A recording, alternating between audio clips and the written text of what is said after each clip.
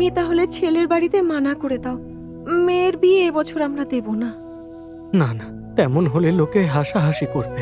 আমি যখন কথা দিয়েছি তখন যেভাবেই হোক ওই দিনেই বিয়ে হবে।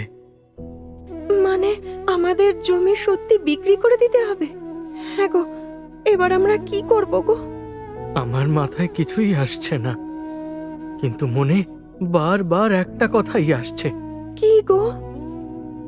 একটু গিয়ে বড় ঠাকুরকে দেখে আসবো। এসব কি বলছো তুমি? আর 2 দিন পরেই আমাদের মেয়ের বিয়ে, তুমি চলে গেলে এই সব কিছু দেখবে কে? সেই কথা আমি জানি না, কিন্তু মনটা আমার ভীষণ ছটফট করছে। একবার গিয়ে ওনাকে দর্শন করেই চলে আসবো। হ্যাঁ গো, মহাপ্রভুর দর্শন করতে এখন না গেলে হয় না। না গো, তুমি বুঝছো না, তুমি আমাকে না করো না। আমার মন যে তা চাইছে না। আমি কিছুক্ষণের জন্য কালকে বড় দেউলে যাব, মহাপ্রভুকে আমার দুঃখের কথা জানাবো। তিনি নিশ্চয়ই আমাকে কোনো না কোনো পথ দেখাবেন। হ্যাঁ, আমি কাল নিশ্চয়ই যাব। হ্যাঁ, আমি কাল জগন্নাথের কাছে নিশ্চয়ই যাব।